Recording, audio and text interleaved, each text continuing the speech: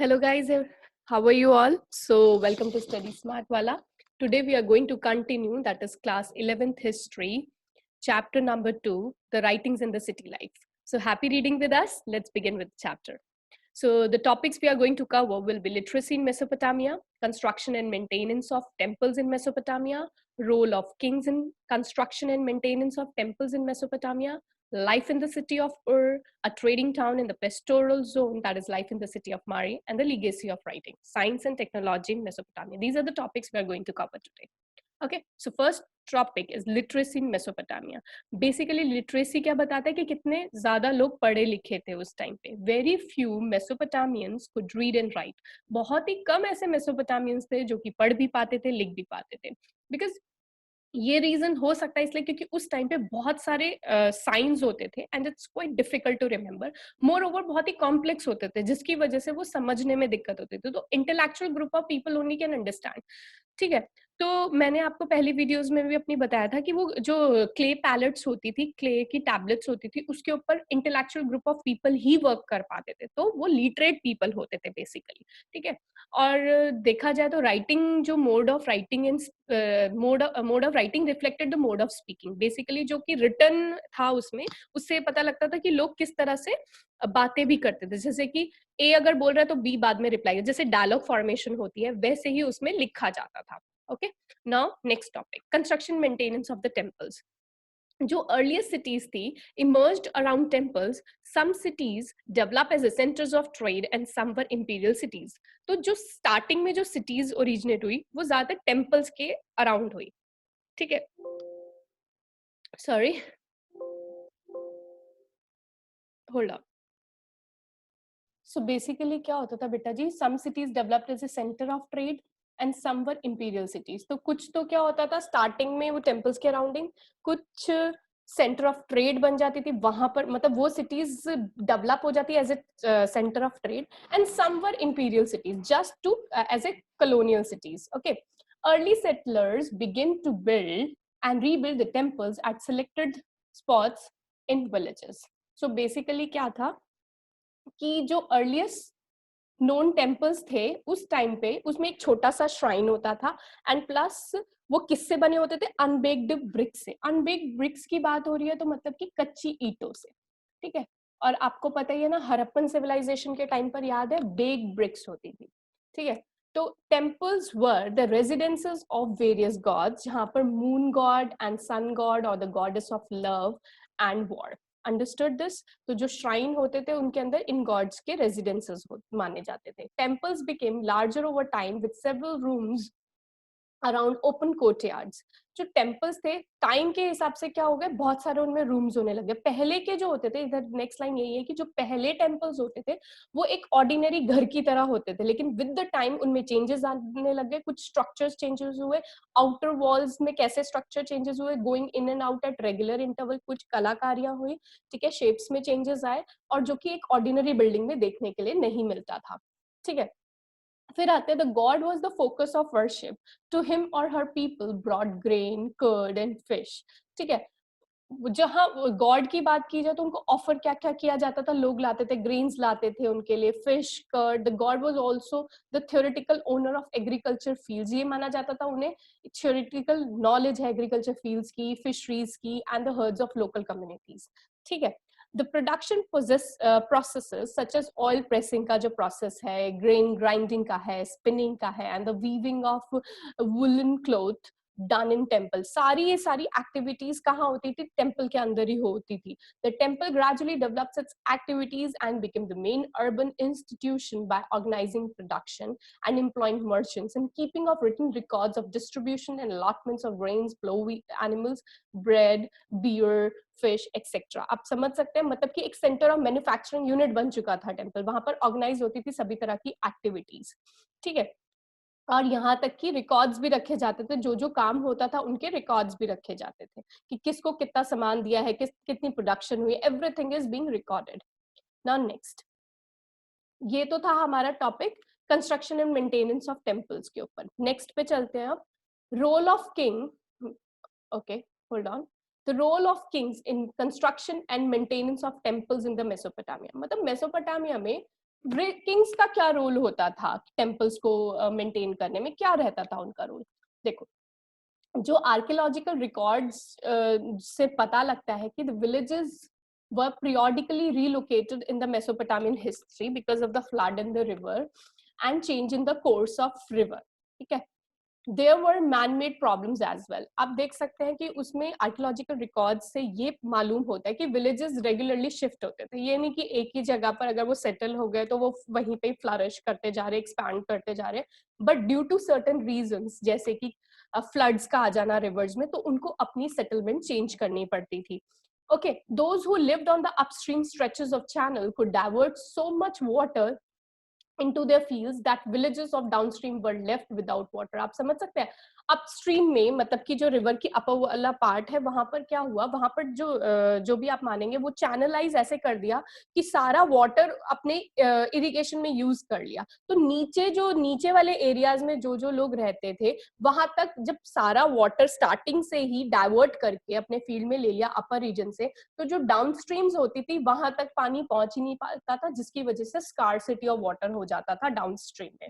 ठीक है, अब आते हैं when there was continuous warfare in a region, those chiefs who had been successful in war could oblige their followers by distributing the loot and could take prisoners from the defeated group to employ in the temple for various works. अब ये भी जान लीजिए कि उस time पे लगातार fights होती थी चीफ्स के बीच में, जो मेन वहां के जो हेड्स होते थे वहां पर. तो जो लड़ाई जब होती थी तो जो जीत जाता था वो तो अपने साथ ही जो भी लूट होती थी उसको डिस्ट्रीब्यूट कर लेते थे, और जो लोग हार जाते थे, जो नेक्स्ट अपोजिशन है वो जो हार जाती थी, वो क्या करते थे, उनके लोगों को डिफीटेड जो होते थे उनको एम्प्लॉय बना लिया जाता था, उन ग्रुप को एम्प्लॉय बना लिया जाता था, टेम्पल्स में अलग अलग तरह के उनसे काम करवाए जाते थे. Understood. In time victorious chief begin to offer precious booty to the gods. जो वो जीत के लाता था, जो प्रेशियस चीजें होती थी एज ए गिफ्ट वो गॉड को देता था. एंड कौन? वो चीफ जो कि जीत जाते थे वॉरफेयर. एंड दस ब्यूटिफाई द कम्युनिटीज टेम्पल, और अपने टेम्पल्स को बहुत ही ब्यूटीफुल कर देते थे. They would send men out to fetch the fine stones and metals for the benefit of god and community. वो कुछ लोगों को भेजते थे, भाई अच्छे अच्छे स्टोन्स लेकर आओ, मेटल्स लेकर आओ, कुछ मतलब जिससे कि वो गॉड को ऑफर कर सके, कम्युनिटी को फ्लरिश कर सके. ठीक है, and organise the distribution of temple wealth in efficient way by accounting for things that came in and went out. So basically क्या कर सके कि अपने जो टेम्पल एरिया उसको अपग्रेड कर सके. अब देखिए next, hold on. Next is war captives and local people were put to work for the temple और डायरेक्टली फॉर द रूलर. तो आपको मैंने बताया जो कि हार जाते थे वॉर में, दो पार्टीज लड़ रही है, लेकिन जो हार जाते थे उनके लोगों को रूलर क्या करते थे, रूलर अपने पास रखते थे अपना काम करवाने के लिए. जो टेम्पल में वर्क होते थे, आपको मैंने पहले बताया जो वर्क होता था टेम्पल्स में होते थे, सारा जो भी मैन्युफैक्चरिंग हो रहा है, जो भी थोड़ा बहुत जो भी कम्युनिटी बैठकर अपना काम करती थी, तो वो सब टेम्पल के अंदर ही होता था. तो ये जो हार जाते थे वॉर में उनको एम्प्लॉय करते थे टेम्पल के काम के लिए. ठीक है, this rather than agriculture tax was compulsory. देखो इस लाइन का मतलब है कि एग्रीकल्चर टैक्स इतना इंपॉर्टेंट नहीं होता था जितना ये इंपॉर्टेंट होता था कि वॉर कैप्टिव्स और जो लोकल पीपल है उनको साथ मिलकर टेम्पल के अंदर to work for the temple के लिए काम करना है. ठीक है, those who were put to work were paid ration, जो कि काम करते थे उनको राशन दिया जाता था. ठीक है, जो भी फूड होता था उनको दिया जाता था, व्हीट राइस ये सब दिया जाता था उनको. ठीक है, राशन के तौर पर. It has been estimated that one of the temples took 1500 men working 10 hours a day 5 years to build. ठीक है, तो बेसिकली ये बोला गया, ये एस्टिमेट लगाया गया है, एक रफ एस्टिमेशन लगाया गया है कि टेम्पल को अराउंड, एक टेम्पल को बनने के लिए 1500 मेन अगर 10 घंटे तक रोज का काम करेंगे, 1500 main working 10 hours a day, उसको एक टेम्पल बनाने में 5 साल लगेंगे. Okay, 5 years to build a temple. अब देखिए, with rulers commanding people to fetch stones or metal ores to come and make bricks or lay the bricks for temple or else to go to the distant country to fetch suitable material. जो rulers होते थे लोगों को command करते थे, भाई दूर दूर जाओ, स्टोन्स लेकर आओ, मेटल ओर्स लेकर आओ, ब्रिक्स बनाओ, ब्रिक्स लेकर आओ, कि भाई टेम्पल के लिए हमें इन मटेरियल्स को यूज करना है। दूर दूर जा जाकर ये लोग मटेरियल इकट्ठा करते थे टेम्पल्स के लिए। Hundreds of people were put to work at making and baking of clay cones that could be pushed into temple walls. समझ रहे हैं ये? Painted in different colors, creating a colorful mosaic. Basically ये होता था कि टेम्पल के area को उनको बहुत ब्यूटीफुल बनाया जाता था। इससे पता लग रहा था वो कितना फ्लरिश्ड है एरिया। ठीक है, नेक्स्ट चलते हैं टॉपिक पे। सो बेसिकली ये पिक्चर जो है एक बसाल्ट स्टेले की है। ये क्या होते थे बेटा जी, स्टोन स्लैब्स होते थे जिसके अंदर इंस्क्रिप्शंस ऑफ क्रेविंग होती थी। इसके अंदर हम देखेंगे, देखो ध्यान से देखोगे तो आपको पता लगेगा। एक यहाँ पर एक मैन है, बियर्डेड मैन, जो कि स्टार्टिंग में निशाना बना रहा है लायन को, ठीक है, with the bow and arrow, and last में ऊपर वाली में उसने उसे मार गिराया। तो बेसिकली ये पूरा इंस्क्राइब्ड है एक स्टेले पर। तो ये बसाल्ट का है, तो इसको बसाल्ट स्टेले बोला है। ठीक है, नेक्स्ट चलते हैं। अब देखिए मैं आपको ना कुछ चीजें बताने वाली हूँ। Some famous towns of Mesopotamia. Mesopotamia के कुछ बहुत ही इंपॉर्टेंट शहर, ठीक है, वो उसमें से है उरुक। हम इन सब के बारे में पढ़ेंगे, बट मैं आपको एक ब्रीफ डिस्क्रिप्शन देना चाहती हूँ स्टार्टिंग में, कि बाद में आपको प्रॉब्लम ना हो अगर हम इनको इंडिविजुअली भी पढ़ लें। तो सबसे पहले उरुक, फिर उर, फिर मारी, किश, लगाश। ये आपसे पूछ सकते हैं एग्जाम में कि कुछ सेंटर्स बताइए, टाउन्स बताइए जो कि उस टाइम पे मेसोपोटामिया में फ्लरिश हुए थे। ठीक है, ये जो उरुक था फाउंड किसने किया था? सुमेरियन का रूलर था एनमरकर। ठीक है, एनमरकर ने किया था, and he also constructed the temple of goddess Inanna here. ठीक है, इनाना हेयर, समझ आया? सुमेरियन रूलर था। आपको पता है मेसोपोटामियन सिविलाइजेशन को, कौन सी है मेसोपोटामिया? जो कि आज का इराक है। तो मेसोपोटामियन सिविलाइजेशन को सुमेरियन सिविलाइजेशन भी कहा गया, क्योंकि लैंग्वेज जो थी वो सुमेरियन लैंग्वेज थी। जो सुमेरियन रूलर था उसका नाम एनमरकार था, जिसने टेम्पल कंस्ट्रक्ट किया था इधर। ठीक है, और इसी ने ही उरुक सिटी को क्या किया था? फाउंड किया था। The excavation work begin here by Julius Jordan in 1913। जब ये एक्सकवेट किया मेसोपोटामियन सिविलाइजेशन को देखने के लिए, तो एक्सकवेशन किसने बिगिन किया था? जूलियस जॉर्डन ने। अब उर की बात करते हैं, हम इसके बारे में और भी पढ़ेंगे। अभी मैं सिर्फ एक आपके ब्रेन में पिक्चर डेवलप करना चाहती हूँ कि ये टाउन्स थे और इनमें किस किसने उसे फाउंड किया। ठीक है, और this town was established by Mesannepada and he made a famous trading town as well known port. ठीक है, और जो था किसने एस्टेब्लिश किया? मिसानी पद, और ही made a famous trading town, इसको एक फेमस ट्रेडिंग टाउन बनाया था उसने, और ये फेमस पोर्ट की तरह भी नोन एज पोर्ट। ठीक है, अब द एक्सकवेशन, इसकी एक्सकवेशन किसकी सुपरविजन के अंडर हुई थी? J.E. टायलर के। ठीक है, in 1858 to 55। अब आते हैं मारी। It was a famous town which was destroyed by Akkadian ruler Sargon in 235 BC, but regained her status under Amorite ruler by 2000 BC। समझ आया आपको? ये फेमस टाउन था, लेकिन अकैडियन रूलर ने, जिसका नाम सरगांव था, उसने डिस्ट्रॉय कर दिया था, लेकिन फिर से इसने अपना रिगेन किया था स्टेटस। किसके अंडर, किस रूलर के अंदर? एमोराइट के अंदर। सॉरी, जो एक्सकवेशन है इसकी वर्क की here was started by French archaeologist 1933 BC में। अब किश, किश जो टाउन है उसमें the ancient Kish was the first town to be established after floods. जब फ्लड्स आए उसके बाद जो फर्स्ट टाउन था वो किश था। It was established by the capable ruling अंट्रंग। This town reached its zenith of glory between 2800 to 2370 BC. Hu Baba was the first queen to rule over किश। ठीक है, कुबाबा जो थी पहली फर्स्ट क्वीन थी जिसने क्वीन किश को रूल किया था।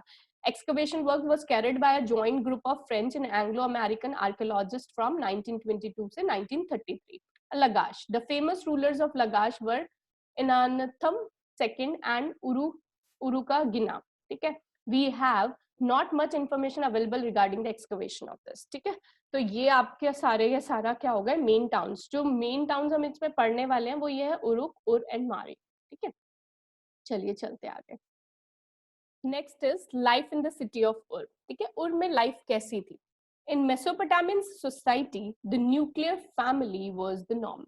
तो बेसिकली जो मेसोपोटामियन सोसाइटी थी उसमें न्यूक्लियर फैमिली को ज्यादा फेवर करते थे। जबकि जो मैरिड सन होता था और उसकी family often resided with his parents, ठीक है। जो सन होता था वो ज्यादातर अपने पेरेंट्स के साथ ही रहता था, वैसे न्यूक्लियर फैमिली को प्रेफर करते थे, अगर पेरेंट्स है तो उनके साथ ही रहता था। The father was the head of the family, और फादर को हेड माना जाता था, ठीक है। We know a little about the procedure for marriage, हमें मैरिज का एज सच प्रोसीजर नहीं पता लगा मेसोपोटामियन सिविलाइजेशन में कैसे होता था। A declaration was made about the willingness to marry by bride's parents, ठीक है। हाँ, एक डिक्लेरेशन जरूर होती थी कि ना मतलब जो ब्राइड होती थी उसके पेरेंट्स बोलते थे, ठीक है, willingness to marry by the bride's parents की, ठीक है हम शादी करें, मतलब करवाएंगे अपनी डॉटर की।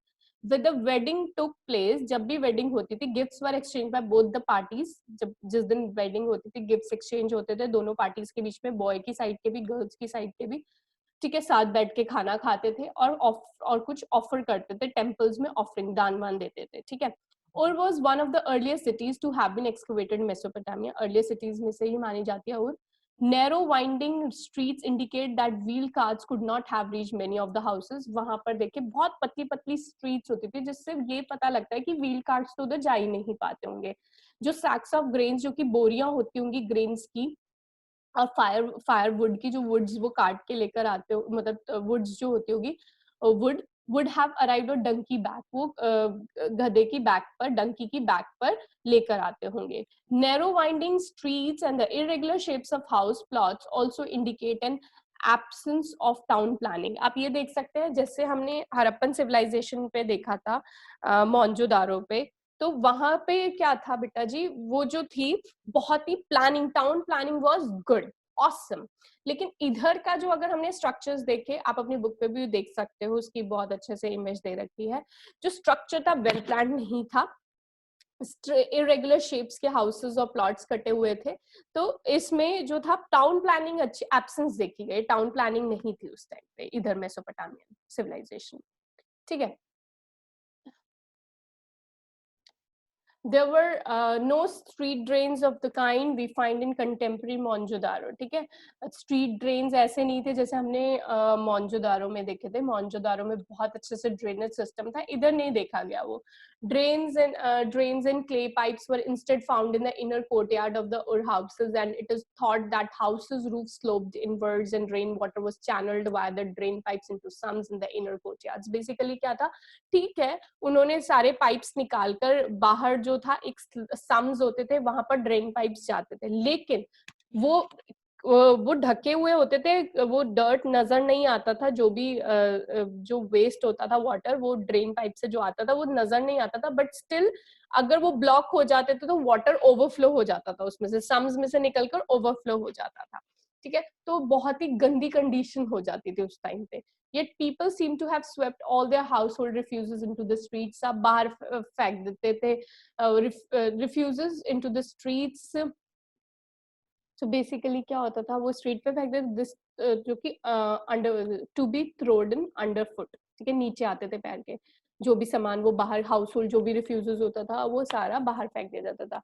This made street level rise, धीरे धीरे क्या हुआ, स्ट्रीट का लेवल बढ़ता गया, क्योंकि सारा वेस्ट ऊपर है तो स्ट्रीट का लेवल बढ़ता गया और घर का लेवल नीचे होता गया। तो धीरे धीरे क्या हुआ, they had to raise so that no mud would flow, तो उन्हें अपने घरों का भी जो लेवल था ऊपर करना पड़ गया, क्योंकि जब रेन हो तो सारा मड अंदर ना आ जाए, ठीक है।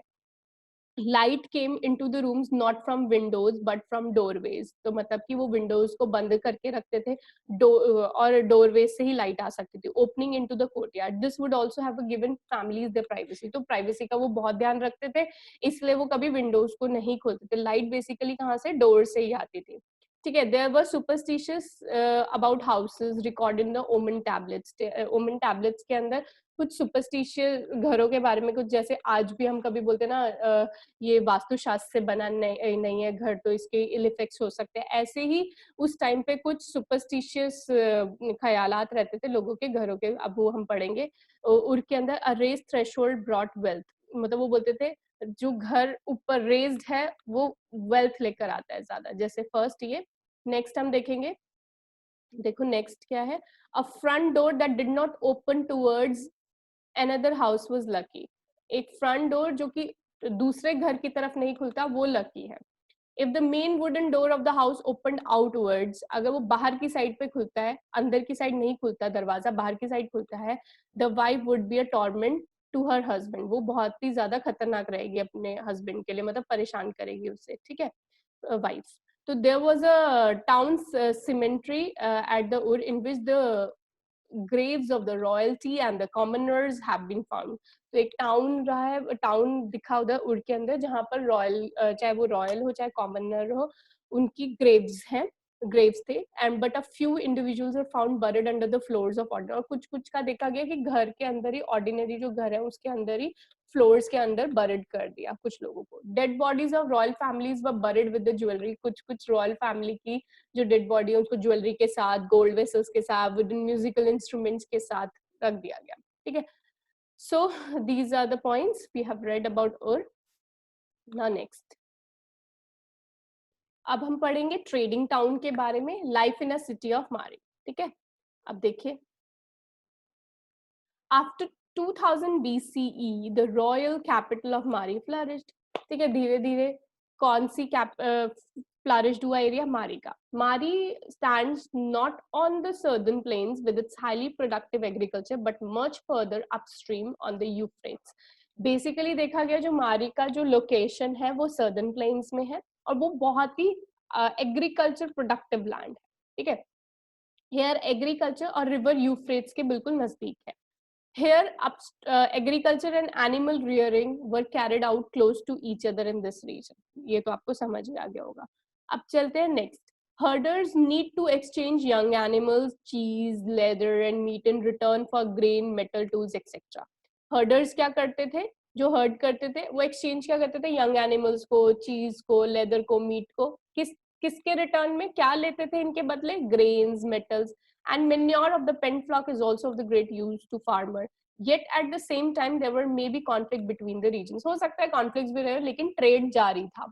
किसके exchange में क्या मिलता था वो मैंने आपको बता दिया.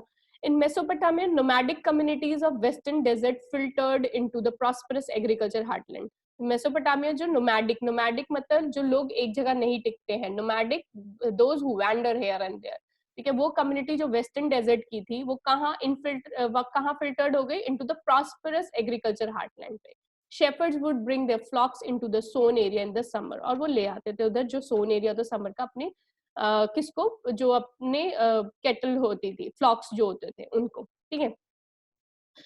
फिर such groups would come in as herders, harvest laborers or hired soldiers, occasionally become prosperous and settle down. धीरे धीरे जो nomadic people थे वो settle down होने लग गए और prosper होने लग गए.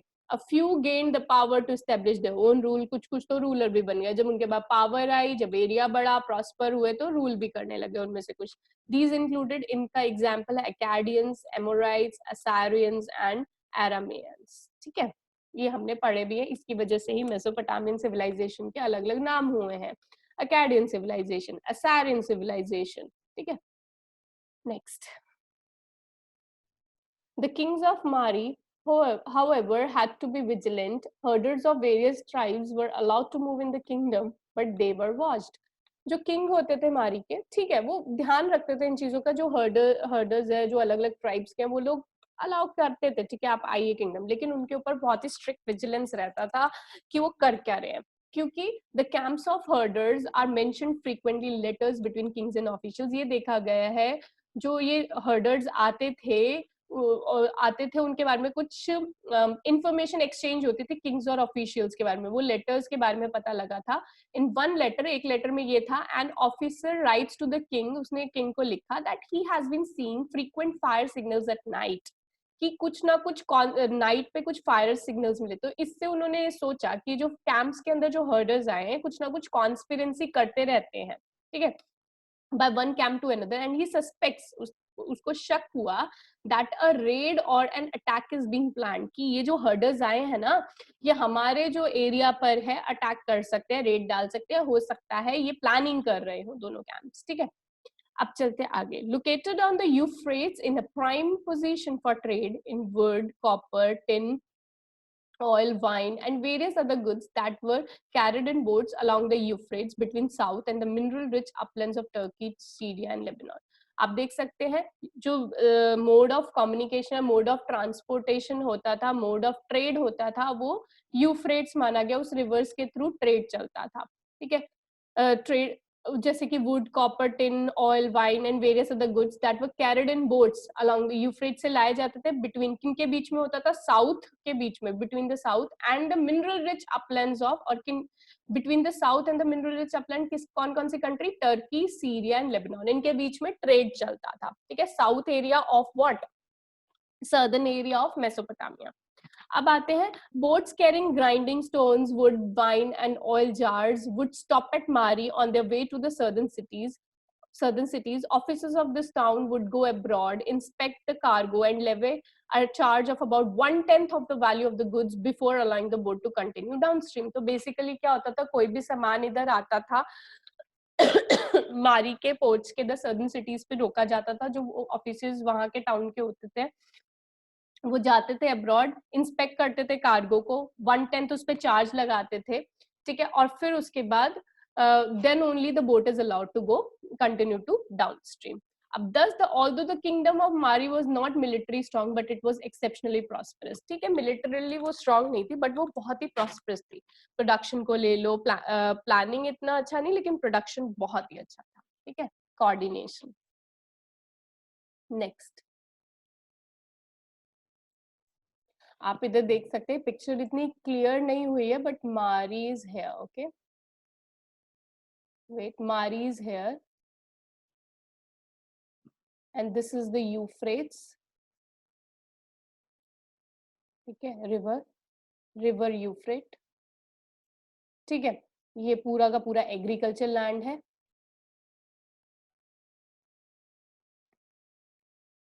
मैं इस पिक्चर को अच्छे से आपको दिखा नहीं पाई बट ये पूरा का पूरा आपको पता ही है, मेसोपोटामिया का पूरा मैप है जिसमें मैंने मारी टाउन आपको शो कर दिया, ठीक है।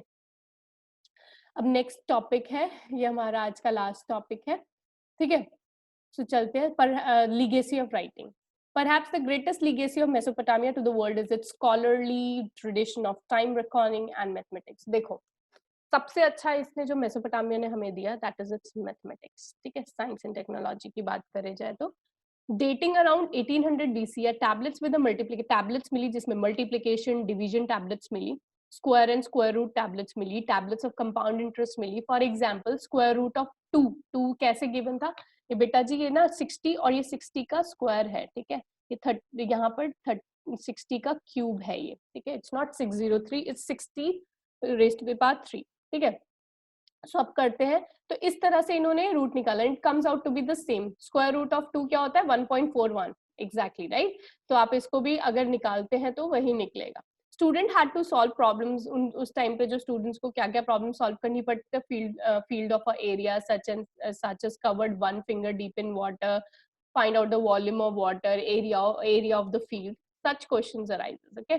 The division of the year, उन्होंने ही मेसोपोटामिया के टाइम पर ही ये डिवीजन ऑफ ईयर किस में कन्वर्ट हुए थे, 12 मंथ्स, ठीक है, according to the revolution of the moon around the earth, इसके बिहाफ पे convert. The division of the month into 4 weeks, जो मंथ का जो डिवीजन था 4 वीक्स में हुआ था। The day into 24 hours and the hour into 60 minutes that we take for granted in our daily life has come to us from Mesopotamia. यही माना गया है कि ये जो सारा calculation है it's came from Mesopotamian people, okay. So अब next करते हैं, whenever solar and lunar eclipses were observed, जब भी ये देखे जाते थे eclipse देखा जाता था, their occurrence was noted according to the year, month and day, proper recording होती थी, कौन से महीने में आया, कौन सा साल है, कौन सा दिन है, everything were recorded. So too there were records about the observed position of stars and constellation in the night sky. ये सारी observation वो करा करते थे। None of these momentous Mesopotamian achievement would have been possible without writing an urban institution of schools where students read and copied earlier written. आप खुद सोच सकते हैं अगर उस टाइम पे written records नहीं होते, अगर वो नहीं रखते तो हमें ये जानना बहुत मुश्किल हो जाता, और साथ ही साथ जाननी, इन्होंने इतना मेहनत किया है वो भी जानना मुश्किल हो जाता। तो ये जो रिटन रिकॉर्ड्स थे उसी की मदद से हुआ ये सब। And where some boys were train to become not records keeper for the administration but intellects who could build on the work of the procedures, basically वो आगे इसी चीज में काम कर सके। ये रिटन रिकॉर्ड्स यूज कर। तो ये था आज का टॉपिक, जो आज का चीजें कंप्लीट किए हैं, हमने एक बार देख लेते हैं। Hold on. आज हमने काफी कवर कर लिया है। तो लिटरेसी इन मेसोपोटामिया, ठीक है। फिर हमने ये भी देख लिया है, लिटरेसी इन मेसोपोटामिया हमने पढ़ लिया। कंस्ट्रक्शन मेंटेनेंस ऑफ टेम्पल्स, फिर roles of kings in construction maintenance of Mesopotamia. फिर हमने ये देखा, ठीक है, स्टेले किसको कहते हैं, स्टोन स्लैब जिसमें इंस्क्रिप्शंस और कार्विंग्स होती हैं। फिर फेमस टाउन्स पढ़े हमने। फिर सिटी ऑफ उर के बारे में पढ़ा। फिर हमने मारी सिटी के बारे में पढ़ा और उसका मैंने बताया कि कहाँ पर लाया करता है। फिर इसने मेसोपोटामियन सिविलाइजेशन ने हमें क्या मेन चीजें दी, it's very important, right, and we should appreciate it. So this is all about today's class. So rest we'll cover in the next video. Small things are left behind, so we'll do it in next video. So please students, stay tuned with Study Smart Wala. Like, share, comment and subscribe our channel. Happy learning with us, and please motivate us to make more videos. Okay, thank you. Till then, thank you, and we'll meet soon. Till then, bye. Take care.